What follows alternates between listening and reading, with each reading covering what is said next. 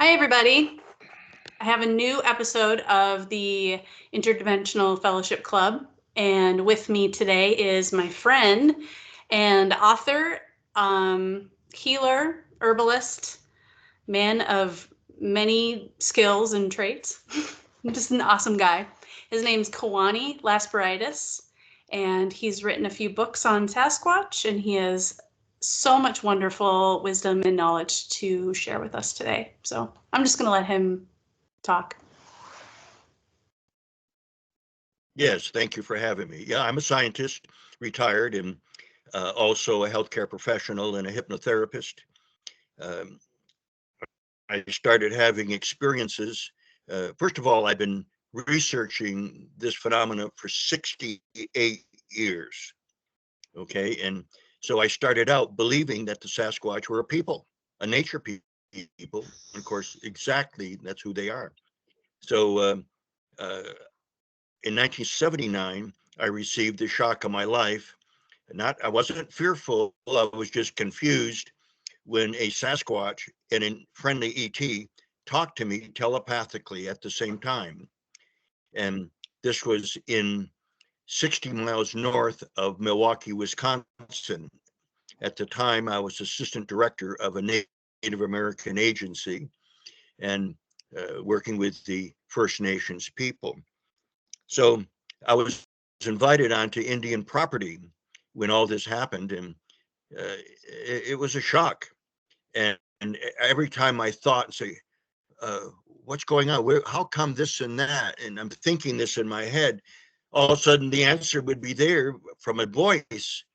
And so you just realize that, oh, I guess this is telepathy. I mean, how would I know? How would anybody know unless they experience it? And that changed my life forever, because after that time, uh, a bear, a wolf, a snake, even 3 times with ravens, twice with hawks, um, and then later with my Comanche, my black lab, all telepathically spoke to me, even a snake. And so, a person could say, well, was the snake going to night school learning English?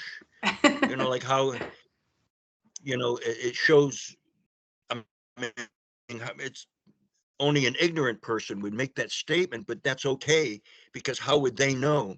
And there's some kind of uh, in uh, there's some kind of a process that seems to be natural, because over and over and over again, I hear and read about we're all interconnected. Well, wait a minute, if we're all interconnected, then there's something going on there. I know a famous psychic who told me back in 1983 that she was invited to a person's home to do a reading. As she sat down at the kitchen table to do the reading, and the woman said, I'll be with you just a moment. And she went into the other room. So the psychic's sitting there, and all of a sudden she hears a voice. And I still remember what the psychic told me. She says, help me, a squeaky voice, she's drowning me, she's drowning me. And she looked around and what's this about? And she was sitting next to a window, and there was a plant there. And she looked over it, and it was the plant talking to her. Now, if this Oh, sounds ridiculous, this is how advanced people can operate. You know, so she looked at it and looked inside, and it was saturated with water. And so she told the woman, some plants don't need that much water. And right now, you are killing your plant, even though you think you're helping it by watering it. So I want to use that example about telepathy and how we all are interconnected. Um, when a snake talked to me, I was stunned with that. right. I almost stepped on it and told me not to. Careful, don't step on me. I am a snake. Huh? I looked down, and there was a Western ribbon snake. And This was in 1980 when I was on an expedition by myself. Always, 99% of the time I was by myself. Once in a while, as time went on, I allowed other people, only one other, to come with me if they had the right mindset. And I did that with a friend who was a prominent businessman. And at the time, he said, "I'll pay for the entire expedition if I can go with you." And I waited to get to know him better and stuff. And he was a wonderful guy. And so he went on 3 expeditions with me. And the last one that he went with me, uh, a uh, I asked the Sasquatch if they, while he was in his sleeping bag in the tent, to reach in and touch him, put their hand on his shoulder. And he believed in, of course, the Sasquatch and ETs, and so this happened. And uh, when we went on a hike, we went through this huge mud puddle, and being a seasoned woodsman, knowing tracks and very astute when I'm in the forest, and I checked it, and there wasn't one track or anything in the mud. So we continued on up the trail, and it was an 85-degree day. It was in July, and we stopped for a moment to rest. And to our left was a mountain and a big hill, and they were where we stopped beside. There was a branch that came out from a conifer tree, and it was just some strange, long 4-foot branch that came this way, but which deformed the tree sort of because it wasn't all filled out. This just stuck out, and we're standing about 3 feet from it, and we start talking while we're there, and all of a sudden, this is a quiet, hot day, 0 wind. That branch went all over the place, up and down, back and forth. I mean, just went wild. Mm-hmm.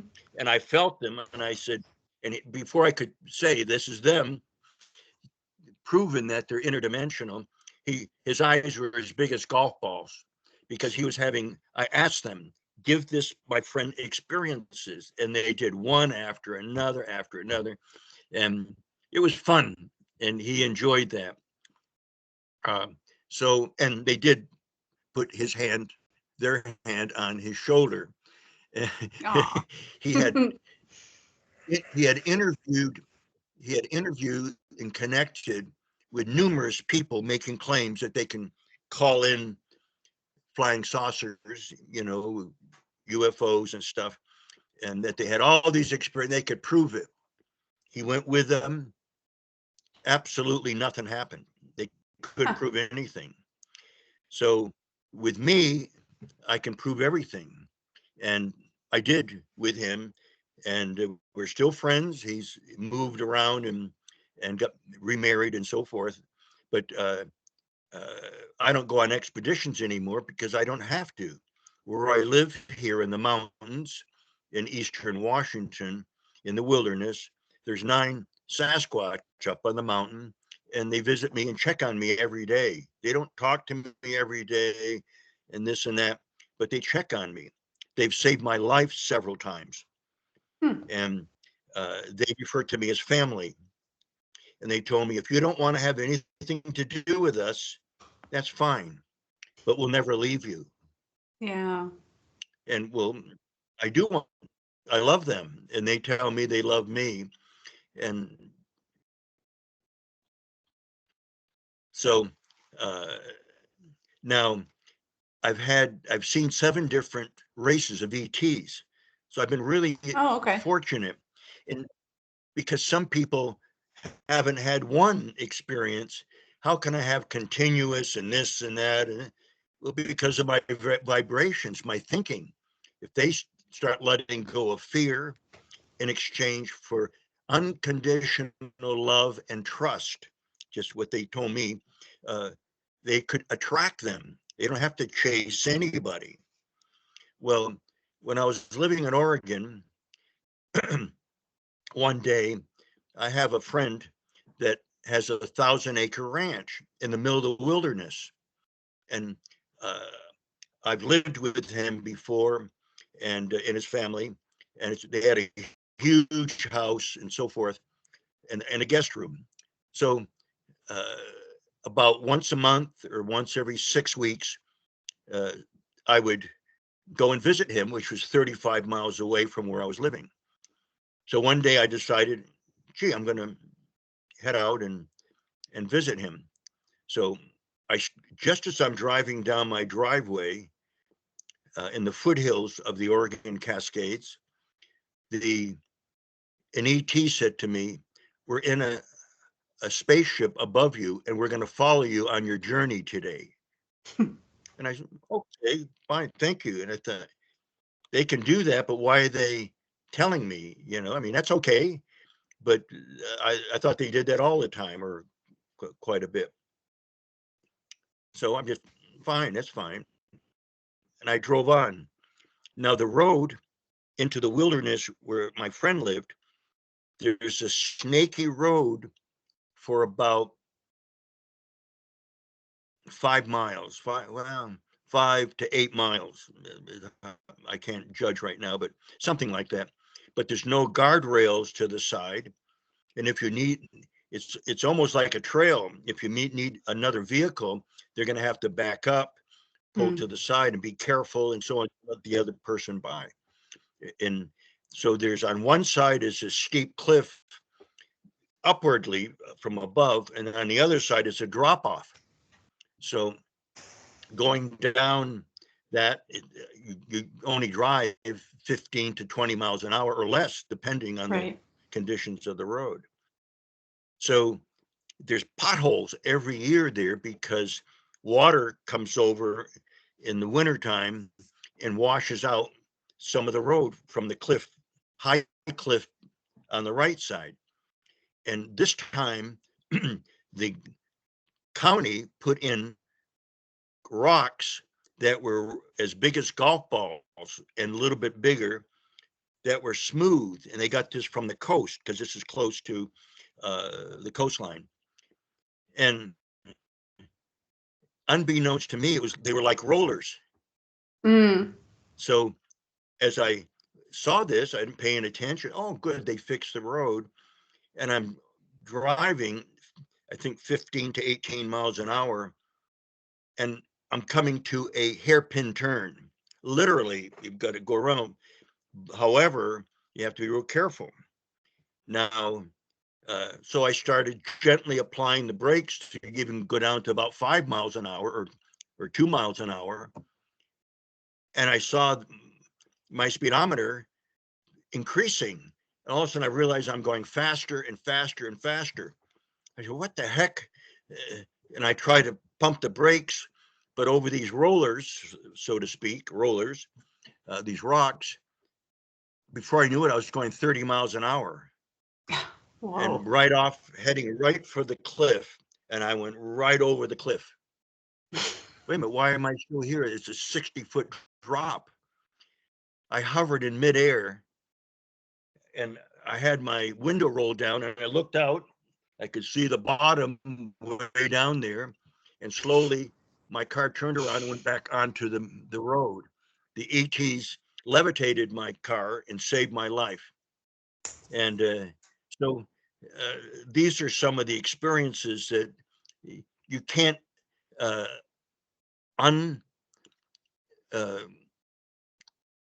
make believe it didn't happen. Yeah, couldn't make it up kind of thing. Well, it changes a person's life when you start to realize that these beings have been here for millions of years, and the naivety of so many people, including scientists, especially if you're an armchair scientist, and there's a hell of a lot of them out there, making statements they don't even know what they're talking about. So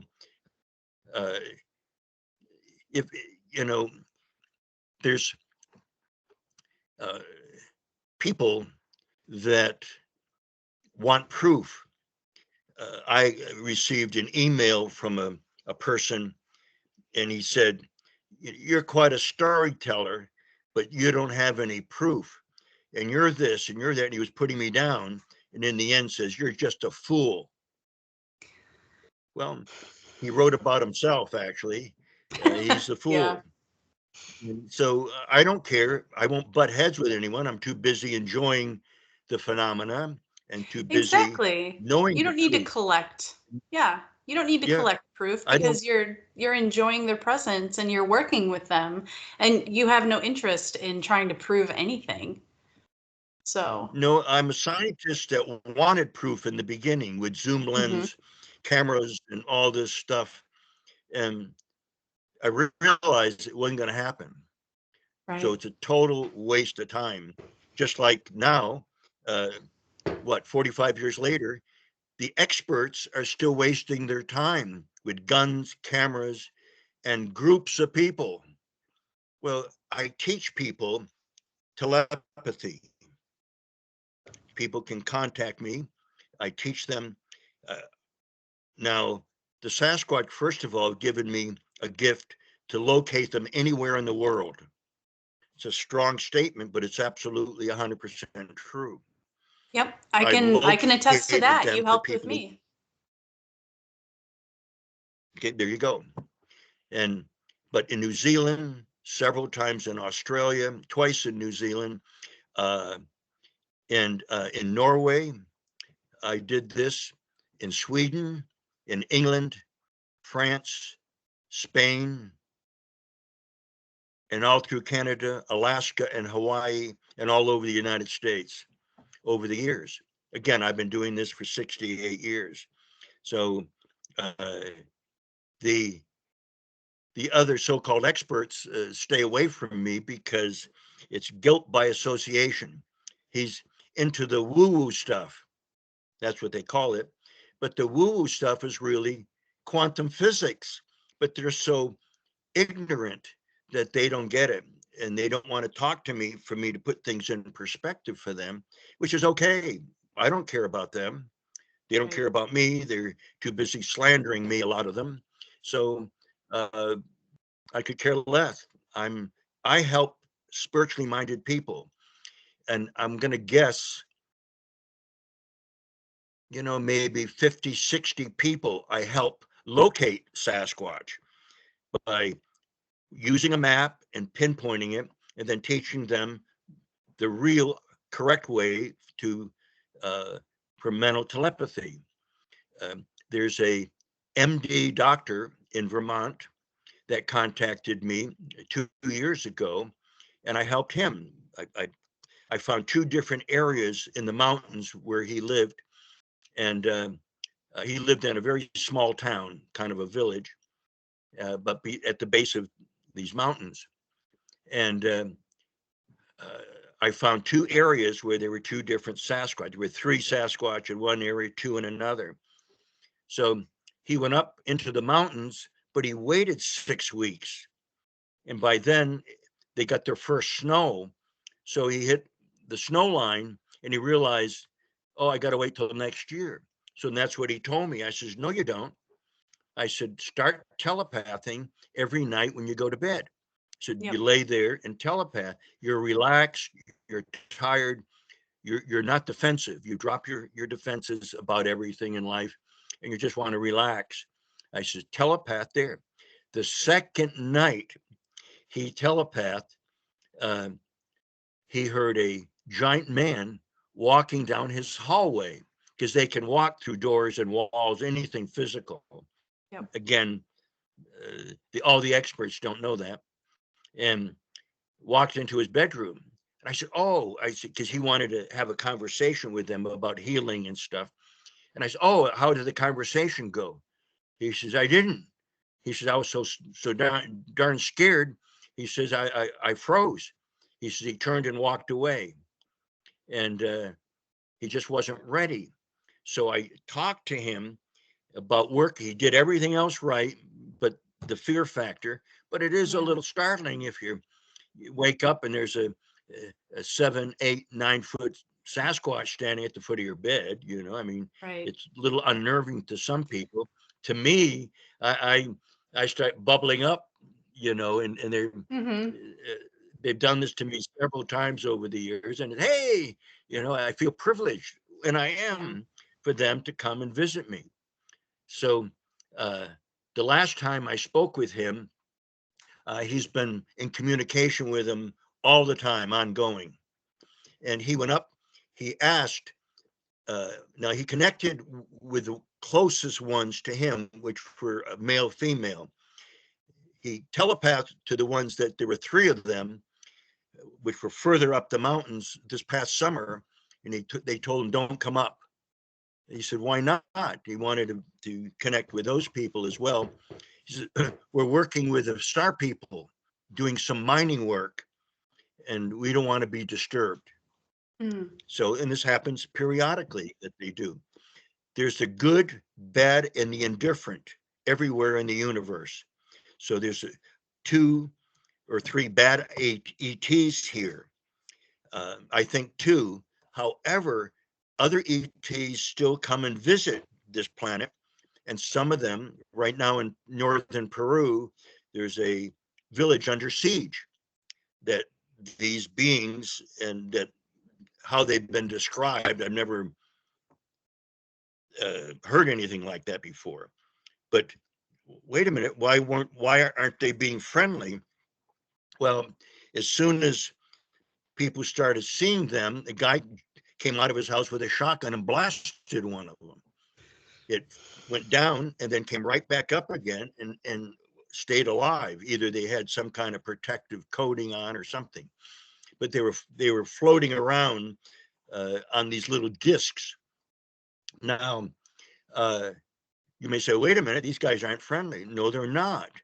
However, uh, there's a good chance they're not from here.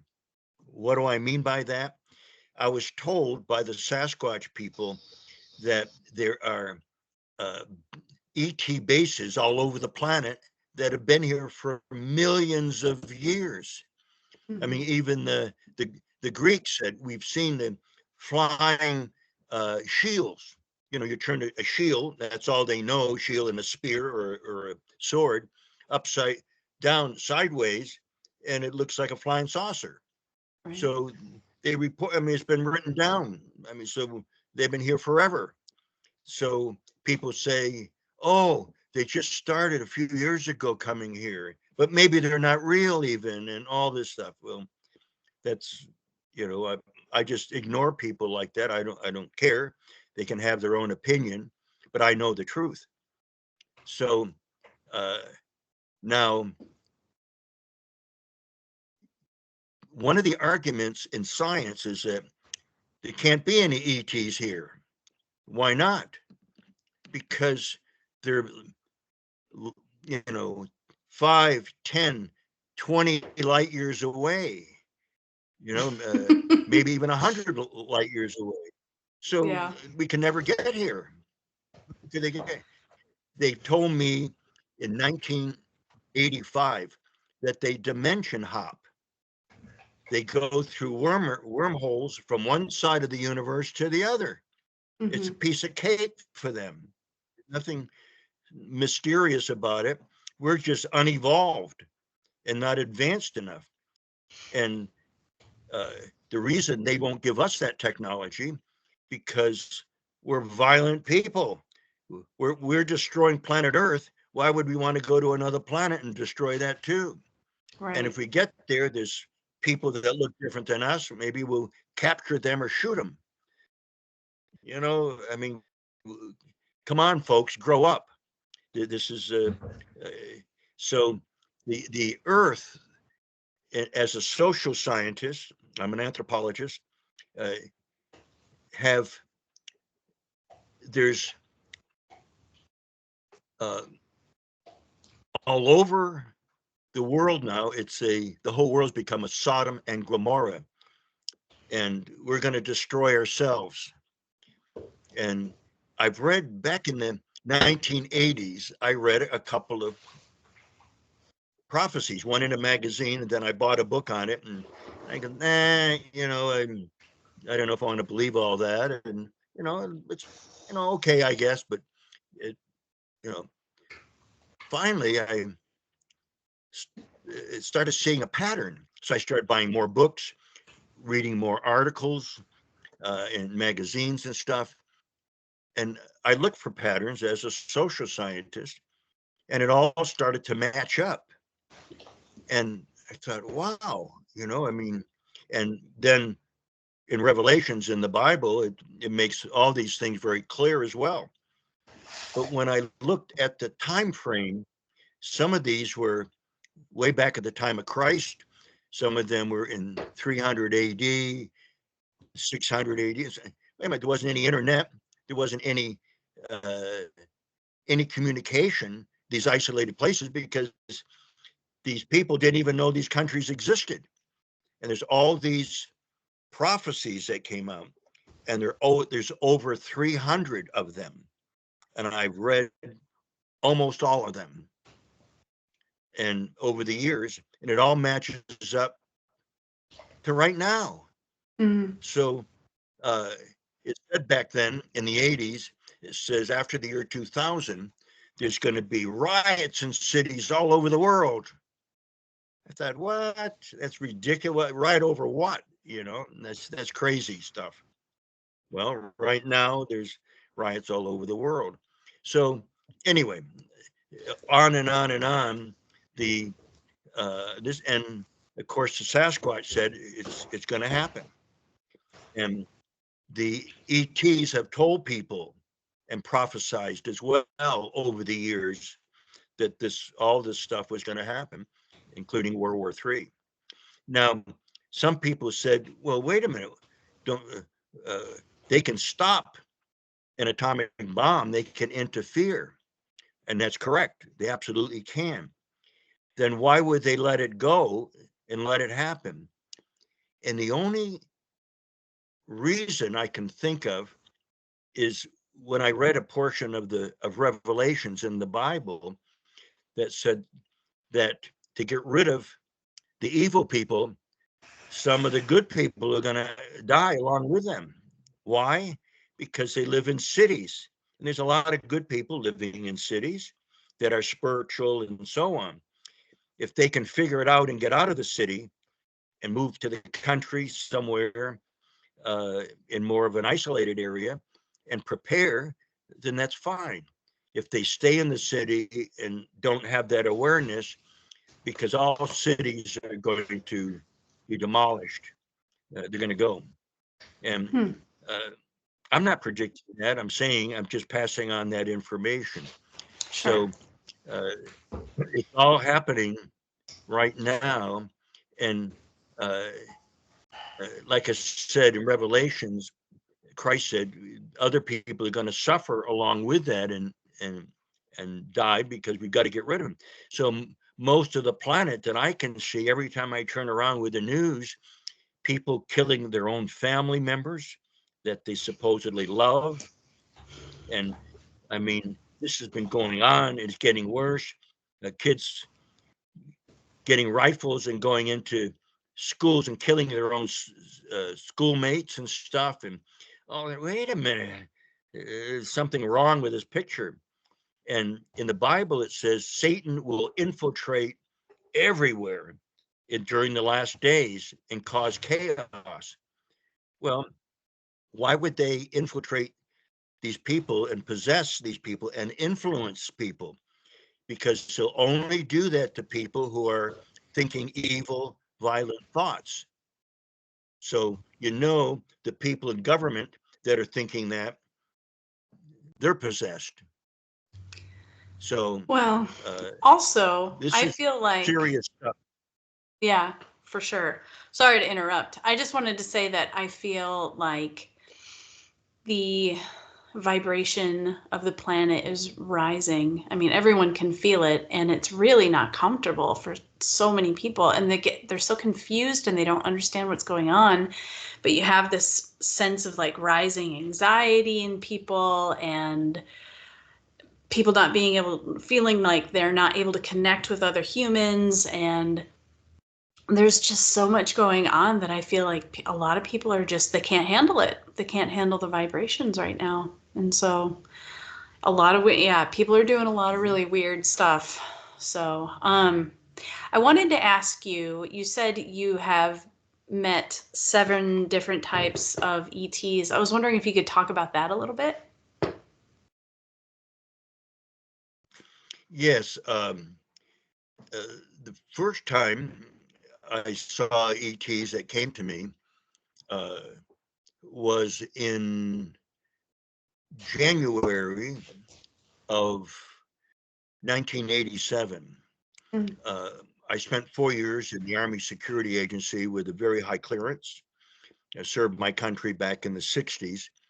Mm-hmm. And uh, the um,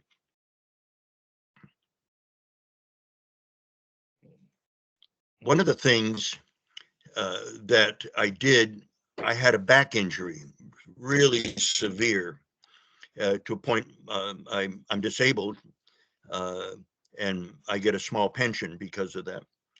But my back went. I stopped. I went shopping.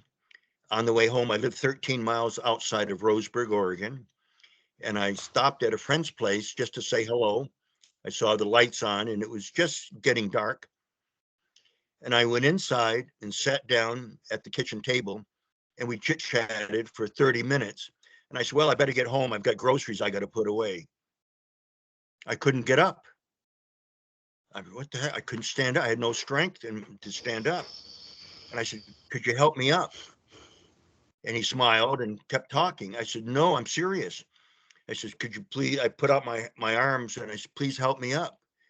And he said, what are you talking about? I walked in normal. I said, I don't know what just happened. I didn't fall. I didn't have anything.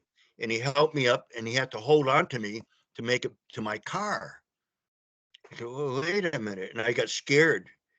I'm a hiker and a Right. backpacker, and uh, I've exercised my whole life, uh, weightlifting. And so I was a powerful person, and yet I couldn't walk. So I got home, I dragged myself into the house, but the next morning I was in pain. I wasn't in pain that night, but I was in horrendous pain on a scale of 1 to 10, 10 being the worst pain. Mine was a 10 and a half. I couldn't focus on anything. I just had to lay in bed. So I called my friend and told him, and I started calling first a chiropractor. I thought, well, I got a pinched nerve. That's what I thought. I mean, I don't know. I was just Right. guessing. And when I saw the chiropractor, I was in a wheelchair after that, and said, "This is the worst case of a ruptured disc I've ever seen in my 30 years as a chiropractor." Then he said, "You need to see a neurosurgeon." So I went to a neurosurgeon, and he examined me and talked, and he says, "Well, it's all set up for Thursday."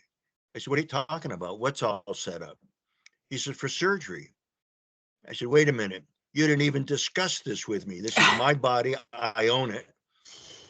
And I said, and he says, "Well, it's the only thing that'll help you." He said, "If not, you may never walk again." He says, "This is the worst case of a ruptured disc I've ever seen in 35 years." I mean, he said the same thing. So I knew I was in trouble. I'm sitting there in a wheelchair, and I didn't want to hear any more about, experimental surgery on my spine, right? I Yeah. could end up staying in a wheelchair. Mm-hmm. So I said, "Doctor, I don't want any surgery." "Oh, you'll be back begging me for surgery," he says, "in about a week." And I says, "Doctor, you'll never see me again." I have no idea why I Right. said that. Okay. So I went back and I thought about this. Well, where I was living, I was watching spaceships land. I mean, through binoculars, I could see them up close. And this would happen about twice a week. The time I just ignored them because I've seen them enough times, the same thing over and over again. So I started to telepath to them, asking if they would come and heal me. And I telepathed all day long because I was just laying in bed on my back. I couldn't even roll over. The pain was so bad. Neighbors, there weren't many because I was in the middle of nowhere, and some friends would come and bring me food and do my laundry and stuff like that. So first day, nothing happened. So next day I started in again, telepath all day long, laying there. By 4 o'clock in the afternoon, I broke down and wept and wept. I was so frustrated. I was in such incredible, intense pain that I didn't know what to do. I just gave gave up and wept and wept. And Right. so I said, I'm not going to telepath again. It's not, nothing's working. But that night, it was almost 10:30. I reached over and shut the lights off. And as soon as I did, beside my bed, I was laying on my back. I turned around and looked. There were 3.5 to 4 foot beings in little spacesuits. They were not the uh, grays that people talk about that don't wear suits, but they had little spacesuits on and stuff. And they said, "We are here to heal you." They said telepathically. And I said, "Thank you, come ahead." And I lay back. Well, I was getting 3 and 4 hours sleep a night. I mean, even during the day, I couldn't sleep. I mean, the pain just kept me up. So they put me out immediately. The next thing I knew, I heard a strange language, and it sounded something like this. You know, I go, what the heck? And I woke up. There was one standing to my left, one to my right, and one behind me with some kind of a cylindrical object in his hand. And I looked up and I said, "Oh, it's only you guys." I says, "I love you." That's what I said. They put me right back out. And so 10 and a half hours later, 10 and a half hours later, I woke up completely rested, zero pain. And I sat it before I went to use the bathroom. I sat at the edge of the bed, praying over and over again, but giggling and laughing in between times because I was still in disbelief. And I got up and walked to the bathroom after about 15 minutes or more. But the thing is, I realized my gait was short. I couldn't walk a normal gait. Something was pulling back there. So I said, "Well, I'm not going anywhere. I didn't need to." And I stayed right there all day. That night, as soon as I shut the lights off, the three ETs were there again. And they said to me, "We need to do one more healing on you, then you'll be fine." I said, "Thank you. God bless you." That's all I said. And I woke up the next day with a full gait. Okay.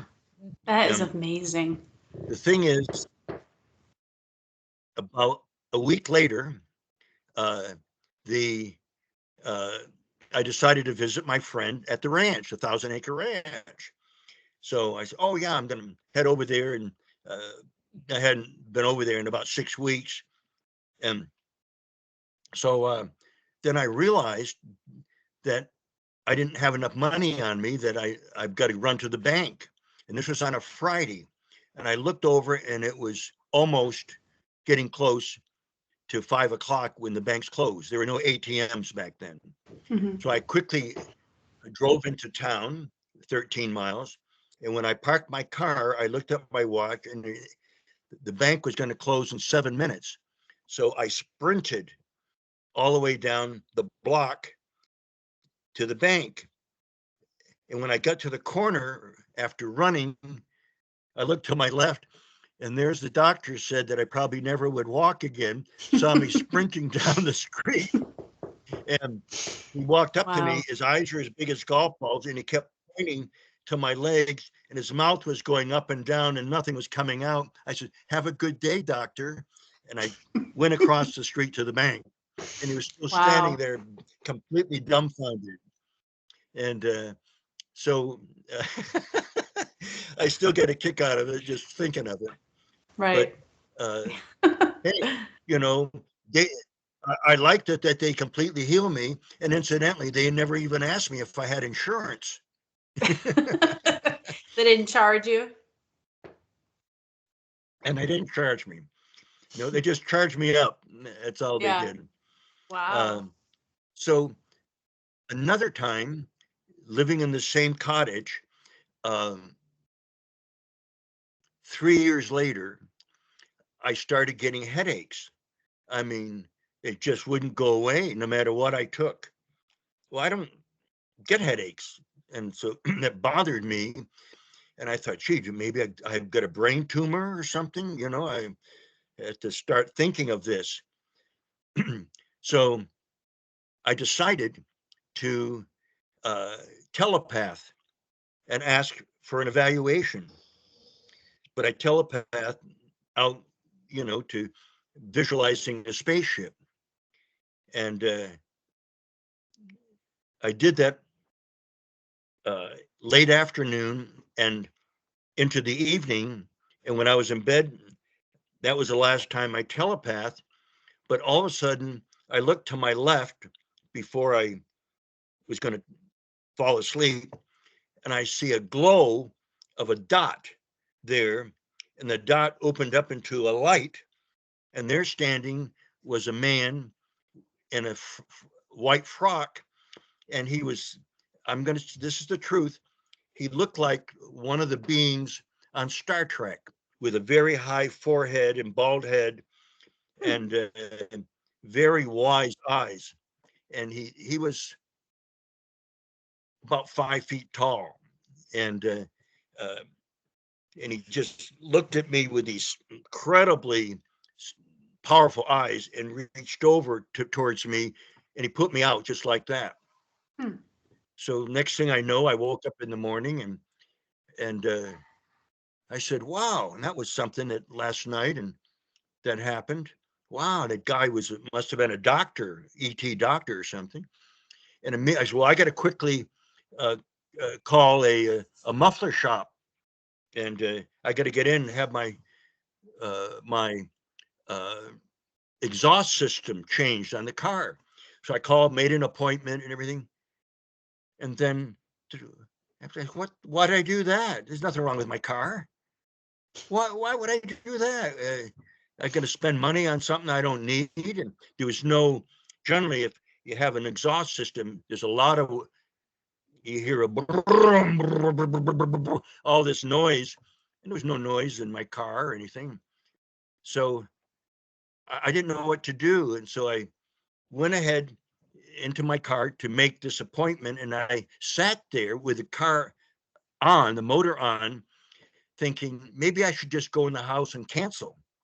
I just, but all of a sudden I was smelling exhaust. I go, what? Headaches, exhaust. That's it. He programmed me. He knew I don't need uh, uh, anything from an MD. I don't need herbs. I need to. So I've been poisoning myself without realizing it. So I put the Right. windows down and drove off. And sure enough, the guy said, "Gee, you're lucky." He says, "This is a serious leak." My headaches, of course, went away. So Wow. again, they took care of me. That's amazing. What So a what a uh, crazy story. yeah, yeah, it's crazy, wonderful, Yeah. and uh, yeah, it's just uh, it's been fun in a way. I mean, it's serious stuff, but you have to keep a sense of humor and be lighthearted about it, because the Sasquatch, though, if you saw one, they're real serious looking, real stern, but they love to joke. They love, Mhm. they're tricksters. It's Yeah. just part of who they are, and they love to joke around. And uh, when when I set up a meeting with them in Hawaii, when I was going to go to Hawaii for a month back in 2005, uh, I went, they said there's 12 of them in Kauai up in the mountains. So I made arrangements with the ones here to go out there to interact with them. I brought my tent, sleeping bag, and stuff. So uh, it's interesting because I got a hotel room when I was there, and of course had a rental car. And but when I was getting ready in the hotel, I turned on the TV because of the mountains. Sometimes one side of the mountain of the island, I should say, is sunny, but then where it's more mountainous, it's rainy. So I just wanted to check in general to see though the weather's pretty consistent there. And when I turned the TV on, strange as it was a movie before I could change to the Weather Channel, and it was Harry and the Hendersons, the One of my movie. favorites. Yeah, me too. And uh, the I said, well, that's a good omen. So I asked them where to go. I didn't know where to go. I mean, and I checked out a couple areas, and they said, no, you go here. And where I went was where they had filmed the movie South Pacific back in the 50s. Mm-hmm. And I went into the jungle about 100 feet, maybe 75 feet or so, where I could look out through the trees and still see the ocean and the waves coming in the beach, and set up my camp there. So the second night there, they came to me, and uh, I had an experience with them, but but uh, when I got back here, I said to them, said, I thought I was going to have more of an experience with them. I wanted to give them a hug and things like that. And I said, but that didn't happen. And the Sasquatch over here said jokingly, what did you want us to do? Get in the tent with you? And I had a little one-man tent, right? So that was his joke, is they like to joke. But the interesting part was my back went while I was swimming with dolphins, wild dolphins there. My back went, and I was crippled up in pain. And I didn't go swimming anymore because just doing the regular strokes pulled on my lower back, and it was already in pain. It would just exacerbate the condition. So I thought, geez, I'd like to have more fun here, but I'm in a lot of pain, and I'm crippled, basically, just flat out. Yeah. And so I said, okay, I'm going to telepath to the ETs this time. So I telepath to the ETs that follow me when I travel. And uh, I only telepath for, I can't recall, but maybe 5 or 10 minutes. And I'm in my sleeping bag. I don't toss very much, at night. And I stay, especially in a sleeping bag, I stay pretty much in one position. And I had my travel clock beside me, okay, to just check the time periodically. So uh, all of a sudden, uh, I realized that I was out of consciousness, and uh, I woke up. I was on top of my sleeping bag, completely in a different position, and outside. And I don't climb out of my sleeping bag. And I looked over at the clock. Now, when I telepathed, it was uh, 8:15, and I looked over it. It was 9:15, and I was rested, so I thought that it was morning, maybe, but it was still dark out. I said, "What the heck is going on here?" Then I realized I was pain free. So Oh, that's they great. took me up into a ship and worked on me because they couldn't in a little tent, little one-man tent, and then deposited me back, but on top of the sleeping bag. So I telepathed to them, thanking them over and over again. The next day, I went uh, on a 2-mile hike up above the cliffs. If I go up, my back is worse climbing up. But I went on this long trip, came back down, and then swam for an hour to cool off. So my back Wow. was fine for months after that. It was completely fine. It's never been permanent, and I'm not sure why. Maybe it's my karma. I don't know, but they do help me periodically when I need help. So, and if you talk to the experts, the Sasquatch experts, they'll tell you there's no Sasquatch in Hawaii. Yeah, they can believe what they want There's no because they know Sasquatch it all, experts. but yeah, they know it all, but they don't have any experiences. Why? They go out in groups of people, sometimes a half a dozen at a time. They carry guns and cameras and negative thinking, a lot of fear. All those four things will keep a Sasquatch away from you. So they'll never have an experience. I connected with 19 of them, and for a year and a half, we exchanged stuff on the internet. And you could listen to other people and see other people's uh, comments and opinions. And some of them call me a fraud and all this stuff. These are they've been doing this for 40 years, but they're still neophytes.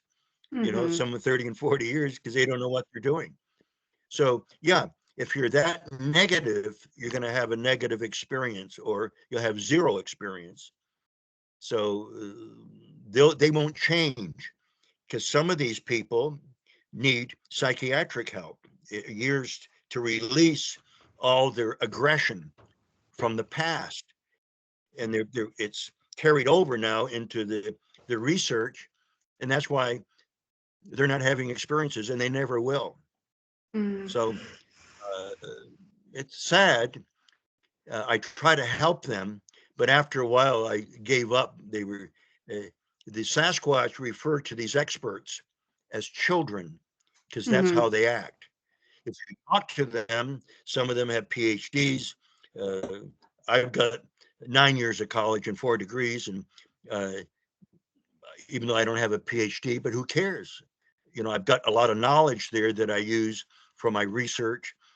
And yeah, I have not anymore, he's passed on, but a scientist, a forensic scientist that did work for the Secret Service and for the FBI.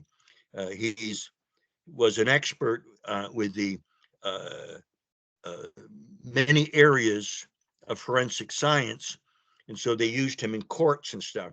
Well, I met him years ago when I did a series of lectures at the Medical College of Wisconsin, because my background's started out in medical anthropology and then finally into healthcare. I'm a master herbalist and so forth.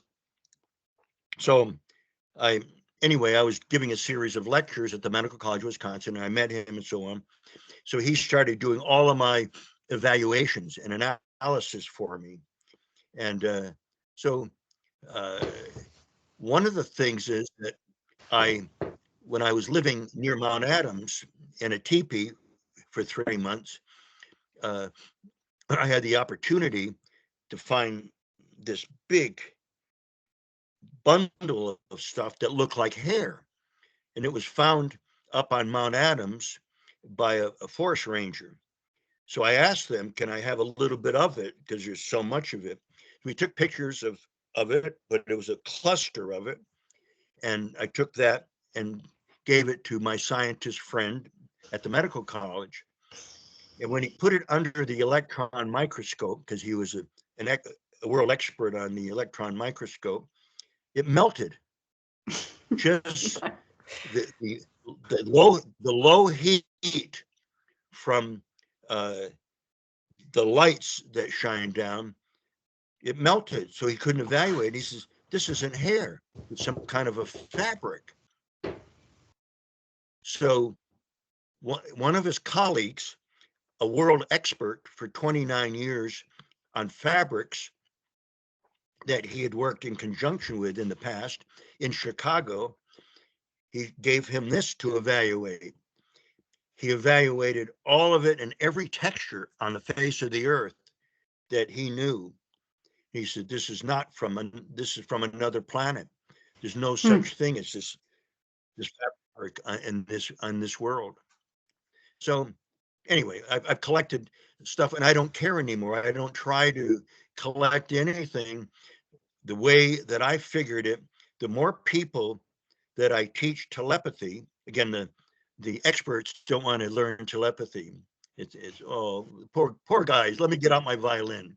So they don't want to learn anything. And again, I've been in the field and studying this for 68 years. So it's like guilt by association. I'm a woo-woo man, but it's not. It's quantum physics, fellas. Wake up. Right. Know? So they'll learn someday, you know. So anyhow, I don't need to get physical proof. I tried. I mean, I had casts. Anyway, all kinds of stuff. Fingerprints they gave for me on a jelly jar. Great big fingerprints. I threw the jar away. Why? Because I don't care. Right. No matter what I do, nobody cares because my reputation as being involved in the woo-woo because of these horribly naive researchers that think they know it all when they don't. And I don't know it all. So I'm not saying I know it all, but I know more than them. And I am a world authority on this subject. And they are not because they're focused on everything they're focused on drives the Sasquatch away. So how are they supposed to get? I have hair that was given to me by the Sasquatch. I have hair, and I've given it to scientists, and they never got back to me. And this was pulled right out of his forearm to give to me. Wow. So they don't get it. They think I've had so many experiences that I can't be real. Apparently, in their eyes. Right. So And they lose, and I keep winning. Yeah. Well, they're so focused on the phenomena being physical, and it's not. And so, I mean, you're just going down a dead end with that one. You have to approach it differently. But thankfully I feel like the opinions are changing slowly. I'm seeing the opinions. I'm seeing some new documentaries and some new researchers coming out with more of a multidimensional sort of view of the Sasquatch phenomena. And yeah, I feel like the opinion's slowly changing. But I understand. I'm sure it must have been rough coming into this subject, having this idea, and then you start having all of these different experiences, and you're like, I can't prove any of it. I have some footprints, but nobody takes me seriously. I have some hair, but nobody takes me seriously. So that must have been not super fun. But I was wondering if so I'll put your information on the bottom of the link for this interview so that people can get in touch with you if they want to learn telepathy, or if they want okay. You're also a healer. You do healings for people. And so do you want to talk about that a little bit? On an advanced level. Okay. Okay. First of all, I have 2 books out. The first book is called The Psychic Sasquatch and Their UFO Connection. The second book is called The Sasquatch People and Their Interdimensional Connection. I've seen them dematerialize in front of me twice. I've seen all kinds of interdimensional stuff that they did for me. I could go on and on. They've given me stuff and that appeared, and it's called apporting in my apartment and things like that. So uh, they're interdimensional. You can't get away from it. If I have a website, if people want to order a book from me, they're $20, and that includes the tax. And I charge $5 for the envelope, big envelope, and for shipping. So it's $25. Uh, Go to sasquatchpeople.com. Sasquatchpeople.com. If someone has experiences or wants to learn telepathy and wants to learn where they're at and all that stuff and what they need to do, because some people try to get close to a group of Sasquatch that don't want to interact with people. Others, there's some that can't wait to interact, but they have to find the right person. And that's where I come in. So if you want to contact me by email, it's sasquatchpeople at hotmail.com. It's a hot subject.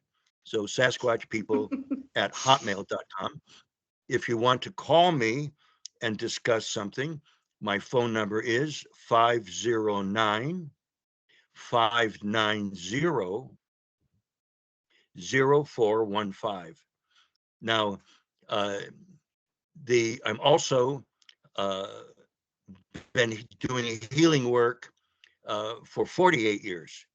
I had cancer and was dying, and 4 ETs came to me.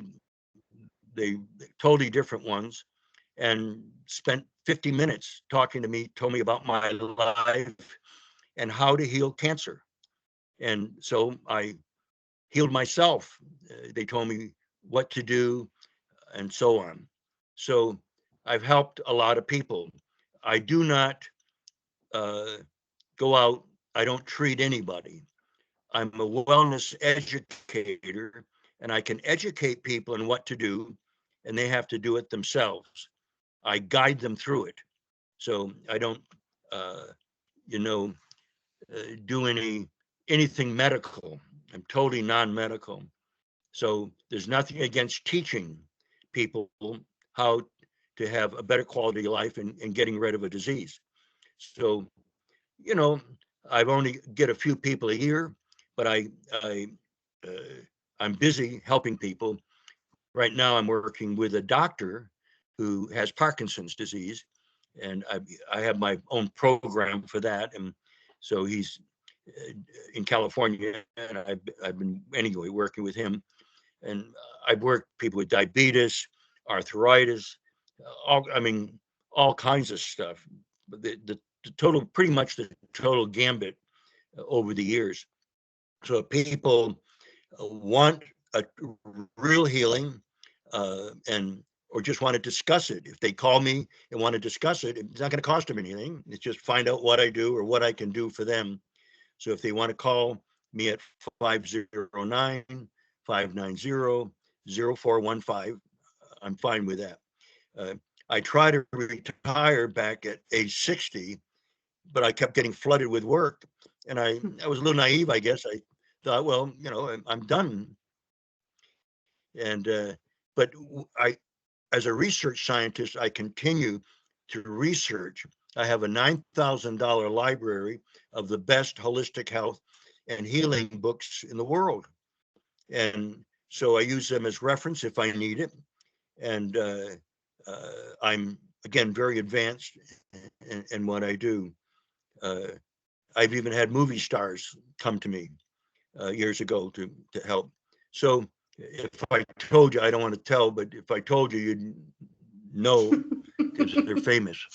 Mhm. So uh, at any rate, that's what I do. I'm also a hypnotherapist, so I've done a lot of past life regressions, a lot of releasing of stuff, pain therapy, et cetera, and so forth.